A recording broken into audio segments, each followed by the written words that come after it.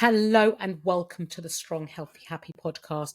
On today's episode, I'm going to be talking all about how I enjoyed my holiday and enjoyed all what was on offer with a balanced approach and not fall into that all or nothing mindset or into the fuck it mentality that a lot of people find themselves in on holiday. Now, if you've been following me and listening to my podcast, you will have listened to my podcast in how I prepare for my holiday so that I feel my best on holiday.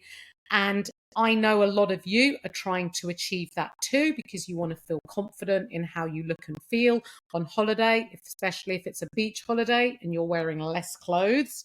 And it would be a real shame for you to then work hard into the lead up to your holiday and then go on your holiday and totally sort of remove the gloves and go in with this I don't care mentality and end up coming home from your holiday feeling really awful and feeling very uncomfortable in your clothes, how you feel, and almost coming home and thinking, oh no, I've got to start another diet.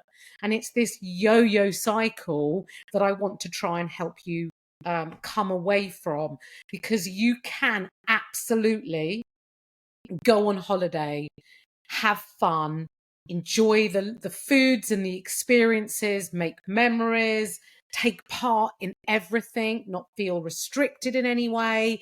And you really can find balance on your holiday, no matter what type of holiday it is. Now, how you approach your holiday is completely your choice. But based on a lot of the messages I receive and the advice I am asked, as well as the feedback that I get from my clients and my clients' goals, and many women who are interested in coaching, they're 99% of the reason is about weight loss and wanting to feel good. The demographic of my clients tend to be 40 plus. I have clients under 40, but the majority tend to be in their 40s, 50s, and I do have clients in their 60s. And probably the reason that you're listening to this podcast, and if you've listened to more than one episode, you know that I am a women's health and fitness and weight loss coach, and I help women lose weight, keep it off for good, and feel good and enjoy the process and live their life whilst they're losing weight. Now, I'm presuming that you're here listening, whether you're a new listener, and welcome, whether you're a new listener or whether you've listened to episodes before. I'm going to presume that your health and how you feel and your goal of weight loss matter to you. Now, that doesn't mean that you need to go on holiday on a diet, because I wouldn't want anybody to go on holiday with the mindset of trying to lose weight, because I don't feel dieting on a holiday is the correct approach. And I'm all about balance and living life. And I want my clients to enjoy their holidays fully, be able to be present with the people that they're with, and not be distracted and overconsumed with what they're eating, how much they're eating. I certainly wouldn't want anybody to track on holiday, count calories, etc. It is about it is about finding balance mentally, physically, emotionally, and holidays are a fantastic experience, one that many of us save up all year round for, and they should absolutely be fully enjoyed. And enjoying food does form part of that. All the new experiences, the different foods, the different cultures, and taking part in that is very, very important for your physical and mental well-being. Now, I shared my approach in the lead up to my holiday, to how I feel my best. And like, I feel like I'm kind of cheating you out of some big magical answer and solution of how you're going to go on holiday in a balanced approach, in the same way of how I approached my the lead up to my holiday, so I feel good. And you know what's consistent in all of these, in both of these approaches? The before the holiday, the during the holiday, and the after the holiday, there's some fundamental habits that have stayed the same, and they always stay the same, because it is these fundamental habits that steer our decisions, that guide me into feeling my best self. And they're going to apply to you too, obviously on an individual level, but they're going to apply to you. And there is no magical solution. You know, if there was, I would tell you about it, but there isn't. And whilst I took a much more relaxed approach on my holiday, and I would say that this holiday has been my most relaxed approach to date, probably in all of my life, I think, having come from a dieting background, having, you know, gone through the process of being a competitive bodybuilder for 5 years, and now being out of that environment for the last 3 years, finding balance has been a really key thing for me to find and live in. And I've put a lot of work into getting to this point, and it is what I help and support and coach my clients to achieve. Many of them have also come from a dieting background, perhaps not competitive bodybuilding, but they come with an extensive dieting history, with, you know, a poor relationship with food and a distorted perception of food and food types and their emotions and feelings towards them. And we work very hard in undoing all those dieting rules and perceptions that have formed over years of different diets. And getting to that place of balance is very, very freeing and life changing. And it's what I want it's what my clients want, and it's what I support my clients in achieving. Now, whether that's in your day-to-day life or whether that's on a holiday, you can absolutely apply balance and moderation, and it really, really is possible. And to come home from your holiday, you know, perhaps, you know, you might gain a couple of pounds. I'm not saying that you're going to stay exactly the same. And I, like I said earlier, I'm not wanting clients to go on holiday dieting, and I wouldn't want you, the listener, to be thinking that's the approach. But making informed decisions and accepting that you might gain a couple of pounds, if that's how you approach your holiday, it's fine. Like, it's, you know, it's you enjoying yourself, but knowing what to do when you come back from your holiday as well. And it isn't really very much different to what I did in the preparing for my holiday and whilst I was on my holiday. And I will probably do a separate podcast on what I did to get back to my normal routine on the return of my holiday. But let's crack on. Let's get into this podcast episode a little bit more. Now, we are all individuals. How I approach my holiday is important to me, and how you approach your holiday needs to be your choice. And how, you know, how you want to approach it is entirely up to you. It doesn't matter if you're at an all-inclusive. It doesn't matter if you're self-catering, half-board, something in between, whatever. You can absolutely apply what I'm going to share with you on this podcast. Now, I'm fortunate enough that I have been on all-inclusive holidays. My last one was in December at Christmas. It was very excessive. And nothing I'm going to share with you today was different in my approach. And it's the same thing that I applied, whether it be at an all-inclusive. The holiday I've just come off from was a combination of self-catering, lots of meals out.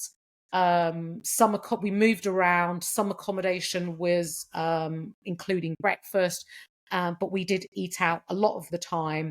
And at the beginning of the holiday, we did prepare a few lunches and everyday breakfast for ourselves. And again, the same principles apply. And I'm going to stop waffling and get into this podcast. So think about and identify, before you go on holiday, what is important to you.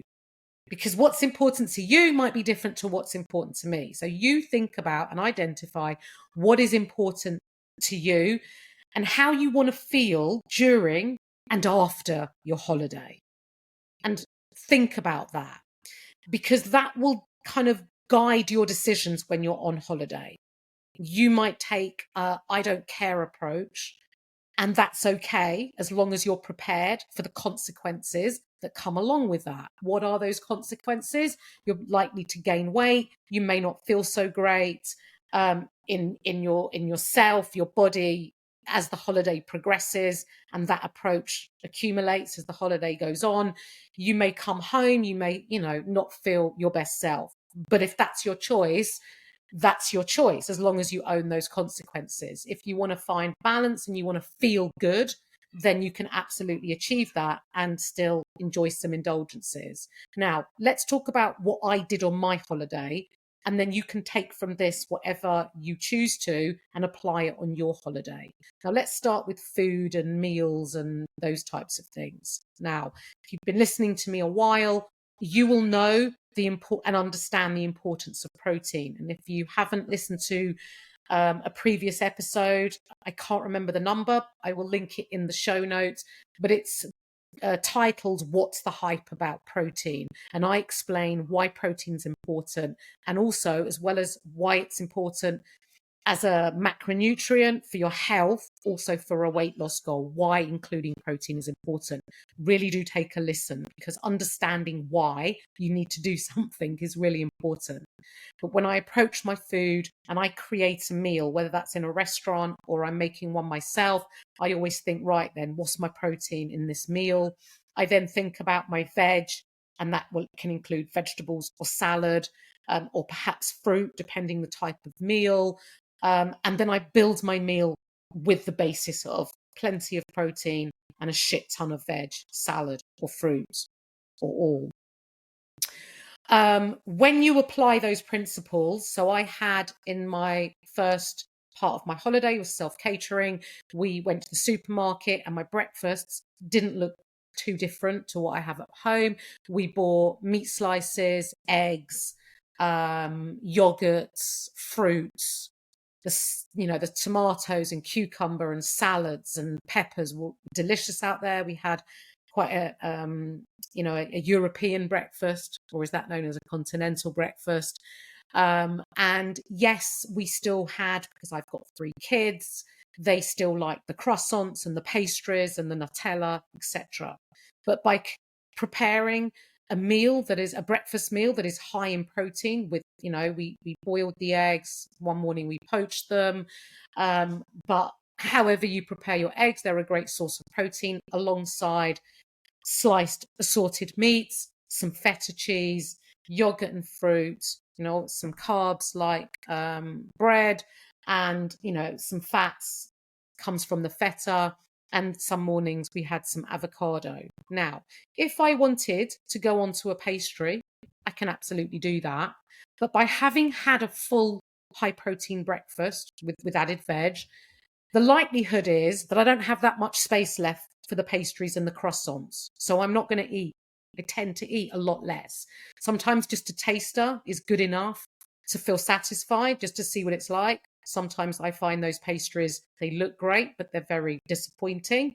And sometimes they're not disappointing, but I'm very mindful about how full I'm feeling and how much I want. I don't want to go to the beach feeling really overstuffed and full. That doesn't make me feel good, but I can absolutely include them. And I give myself at all times, not just on holiday, unconditional permission to eat any foods I want. And when you lift that restriction, you'll tend to find you overeat a lot less. And it will also help you reduce that all or nothing mentality, because it doesn't mean that come tomorrow you can't have something. You can, because you've got unconditional permission to eat. If I want to have a croissant every single day, I can. But because I know I can, I tend not to want it, because I know I can have it every day. So try and give yourself that unconditional permission. It might feel a bit scary at first, because you might think you're going to eat four croissants. Maybe you do, but gradually you won't. And it's a bit of a process. But basing those meals, whatever meal, but we're talking about breakfast specifically here, have those high protein, veg, salad, fruit, yogurts types of breakfast, and you'll be less likely to want the pancakes, the croissants, the pastries. And if you do, you'll probably have less. I also take an approach called the 2 in 3 method. I've talked about it before. And the 2 in 3 method is just like really simple. 3 meals a day, eating 3 meals a day, regulates your hunger and manages your appetite. And if you're anything like me on holiday, I like to sit down with my family, because when we go through our day-to-day life at home, everyone's out at different times. We don't tend to eat together very much. And so going through that process on holiday is I find it quite bonding, and it's really nice. And my kids are at all three meals. And I'm digressing. I've just lost my train of thought there. But basically having three meals. Now, if you think of the 2 in 3 is 3 meals a day. 2 of those meals tend to be what I call smarter. When I say smarter, I mean they're more aligned with my health and my goal. Now, my goal is not weight loss. My goal is to maintain the physique and the body I have, because I feel good in it and I like to feel and benefit my health. And so 2 of my meals will be smarter. If you have similar goals, or you don't want to gain too much weight, then it makes sense to have 2 smarter meals. They will be high protein based. I don't overconsume fats and carbs. They're included, but they're more manageable quantities. And then I have 1 meal of my day where I take a much more relaxed approach. It tends to be dinner, because that's when we usually go out and when we enjoy trying and experiencing different local foods and different foods. And I fully want to participate in that. And so I take what is called the 2 in 3 approach. And it's really easy. You'll be able to do that too. 2 of your meals are smarter, and 1 is much more relaxed, and you can take a more relaxed approach. Now, in between those 3 meals, I don't snack. I don't eat bags of crisps on the beach, on the sunbed, or by the pool. I eat substantial meals, and I'm not hungry in between those meals, because I've eaten substantial meals. And those meals are usually high in protein. There might be the odd meal that isn't, just because what we're choosing to eat may not be high in protein, but it's very a rare occurrence. But generally, when you're eating substantial meals, you're not going to snack in between. And this is something you can do when you're at home in your day-to-day life. But I'm not going to talk about skipping meals. That's another podcast completely. But eating 3 substantial meals a day will lead to less snacking, especially, at that 4-5 o'clock. Maybe you're going to enjoy your first glass of something, whatever time that is, and then all comes out the nibbles and all those types of foods. Now, you can indulge in them. That's your choice. But if you do want to stay mindful of your goal, then perhaps you don't want to indulge so much or every day in those types of things. So not snacking between meals will really serve you well. Now, when it comes to desserts on holiday, I'm very fussy, and I pick my indulgences, and you should too. And when I say I'm fussy, it's more about having high standards.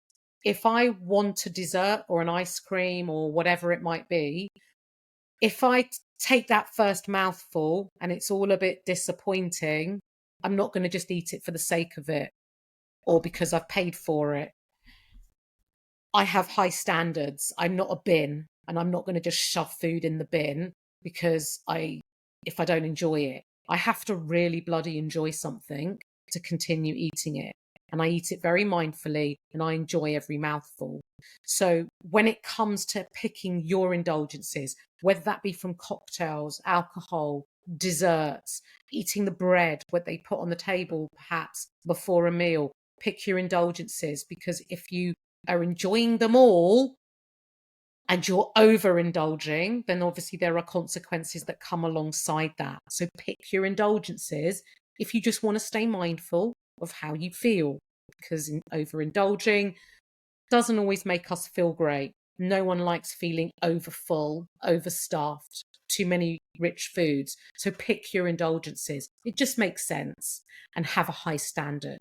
Remember, you can share, and then you're sharing a dessert. You satisfy the craving, your curiosity at the taste, and you still get to eat some. And also, every meal doesn't have to have a dessert following on from it. You might feel quite satisfied after a meal, be happy with some, fruit, which tends to be so much nicer on holiday anyway. And some meals you may just have fruit and not a dessert. So think about finding a bit of balance, having high standards, and picking your indulgences. Now, the other really easy thing that you can apply is being tuned into your levels of fullness. I touched on this just very briefly, talking about indulgences. But when you're sitting down to eat a meal, no matter what the meal is, try and be present. Notice the food that you're eating, especially if you haven't had to cook it. Really appreciate the taste, the textures, the flavors, and eat it slowly. Eating quickly, A, is not very enjoyable. B, it's not very beneficial for your digestion. And you're not going to notice your level of fullness because you've eaten so quickly. The hunger hormone that signals fullness is going to be delayed. And then you're going to continue eating. And all of a sudden, you'll begin to feel full, and then you'll feel really overfull because you've kept on eating. So slow it all down. Have some conversation. Set your cutlery down. Notice where you are in terms of fullness. And when you're feeling a mild point of fullness, you might want to stop. Now, if you're at a delicious restaurant that's serving some food you've never had before and it's blooming delicious, then you might eat a bit more. You might eat past a comfortable level of fullness, but you're not going to do that at every meal. But sometimes there are those meals where it's just unbelievable and you're going to eat it because it's so delicious. And that's okay. You're not doing it at every meal. But notice, generally speaking, when you're reaching a mild level of fullness, because eating past this, or, like maybe a mild to mid feeling of fullness, eating to an over fullness is not going to leave you feeling very good. Occasionally, like I say, there might be an exception, but generally speaking, eating to a comfortable level of fullness. Now, the other thing that I do on my holiday and in my day-to-day life is when I reach a comfortable level of fullness, no matter if I've still got food left on my plate, I will leave it. I don't just eat it because it's there, because then I'm again treating myself like a dustbin and I'm eating past a comfortable level of fullness. Give yourself permission to leave food when you've reached a comfortable level of fullness or you've had enough. Just leave it. It's fine. Maybe someone will want to finish it, who's you're sitting at the table with, one of the kids, the husband, etc., or just leave it. It's okay. It's not wasteful. You shoving it in to not leave it on your plate, that's wasteful. Now, alongside or as well as nutrition, movement is a really key one on holiday. Now, I love lying on a sunbed, and trust me, I spent a long time lying on a sunbed. But around those hours on the sunbed, I also moved. Now, I didn't make myself. I didn't do anything that I didn't feel comfortable with because I'm on a holiday and I train hard when I'm at home and outside of my holiday. But no matter when the kids were younger or now they're kind of adult kids, most of them are in bed for a lot longer. Perhaps when they were babies, they were up early. But other than that, when they started sleeping in a little bit, or I get up a bit earlier to make sure I have 30 minutes of my own time, I used to get out and I used to walk pretty much most mornings when everyone else slept in. And it was a great way to explore. I used to buy the fresh bread for breakfast. If you're in a self-catering, I've done it in an all-inclusive as well. Just getting out, going for a walk, having 30 minutes for myself, for my mental well-being, and just to have some time alone, to be quite honest with you. Now, if early mornings don't work for you on your holiday and your family, find another time. There's always going to be a 30-minute slot somewhere. Even if it's just 10 minutes, find it, because it will really, really set you up well.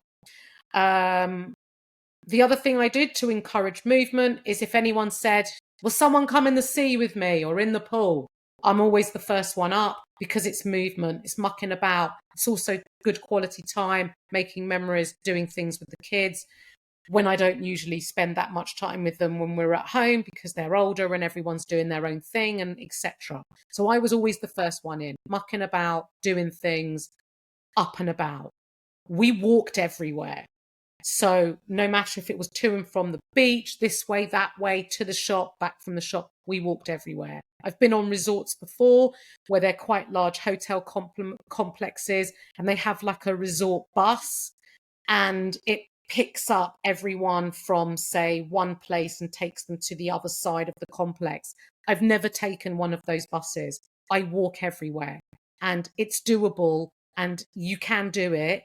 There might be the odd occasion you really don't want to, but keep your movement up, because it will just give you a nice balance with relaxing on the sun lounger. Now, in terms of exercise, it's very personal and individual to you, because if you do exercise regularly at home, then there is much to be said for taking a break, having a rest, because this is when your muscles recover, when they adapt, and when they grow.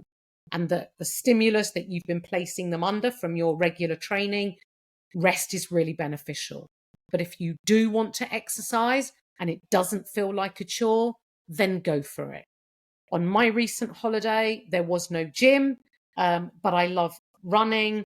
And I don't really want to call it running. It was more like poodling than running. But I just love being out. I love exploring. I love looking and learning about the new local area. I have no goal, no distance target, certainly no pace target. My only goal is to enjoy it and feel good. And if I don't enjoy it, then I'll start walking. And it's a great way. I find all the good restaurants when I'm out and about on a jog or a walk. I find little local shops, and it's amazing what you can discover when you're out and about. Now, the only thing that I did on this holiday, although there was no gym, I did some shoulder rehab. I recently had a very damaged rotator cuff, which was very limiting for me and caused me a lot of pain. I've worked extremely hard to rehab it to the point that I'm at now, and it's so much better.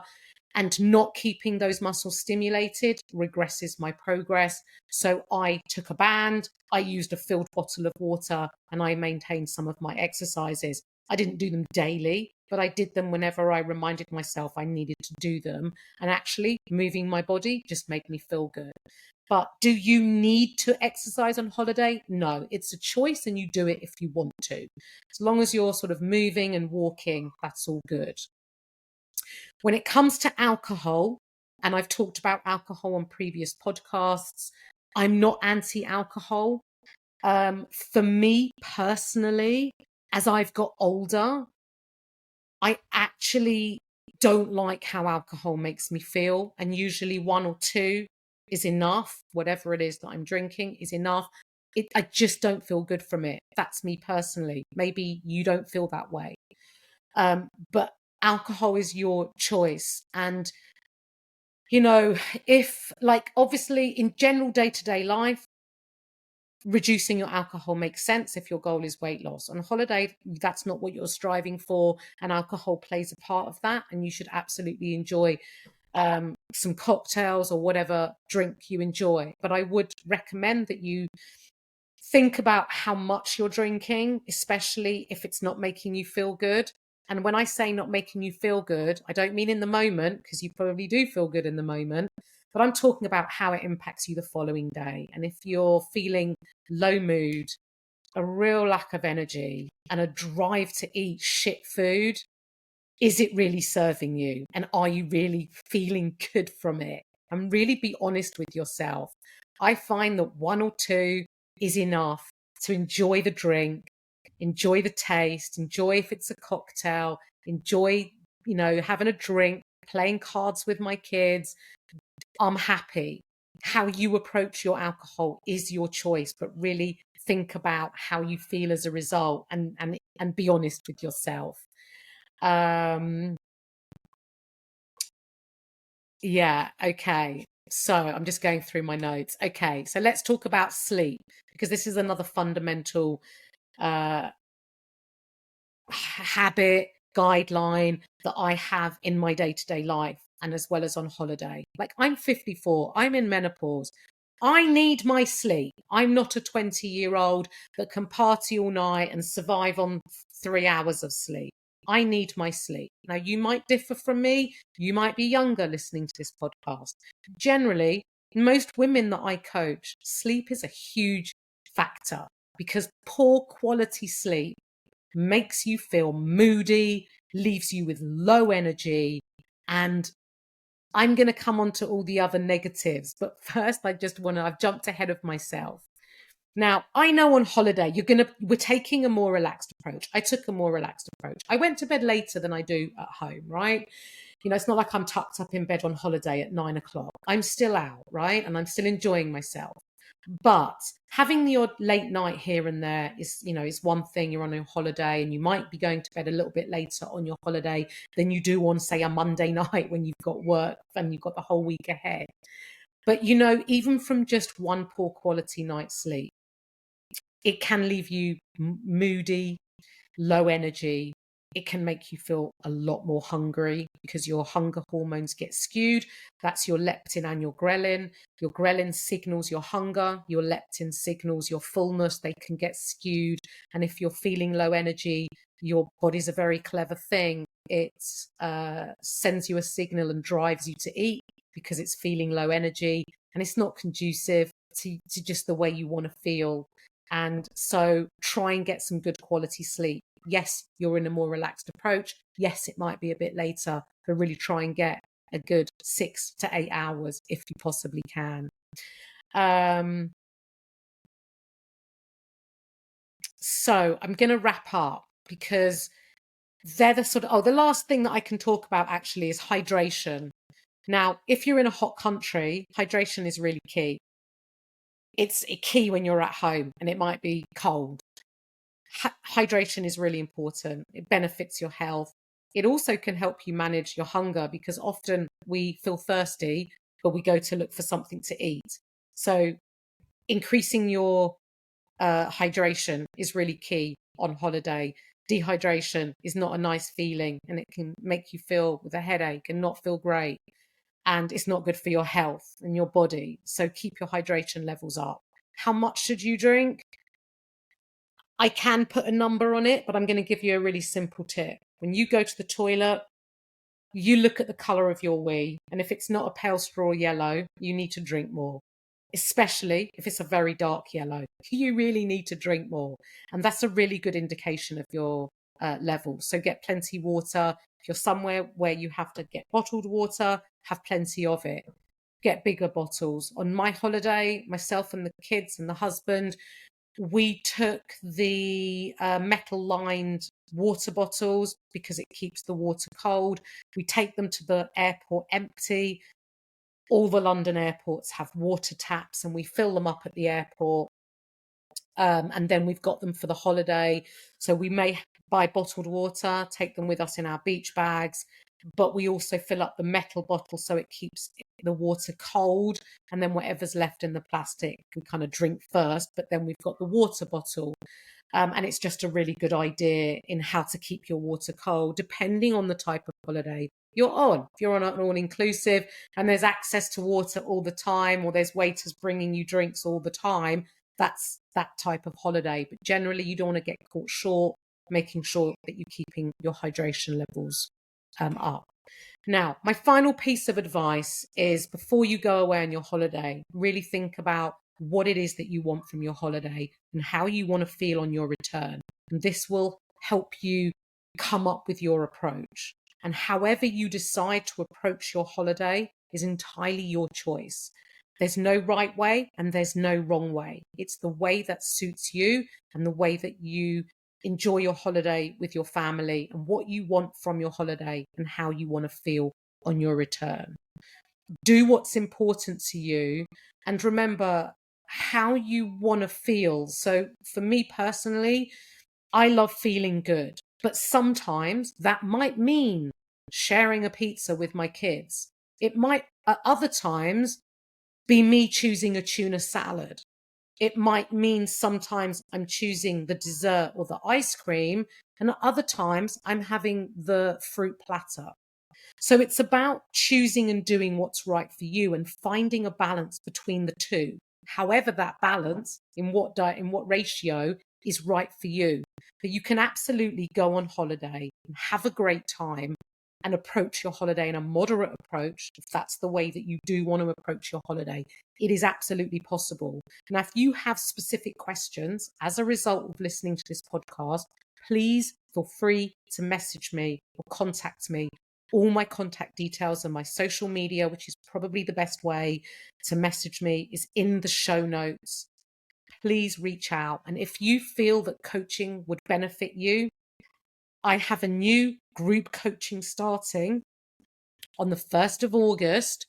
And yes, it's in August. It's in the summer. But you know what?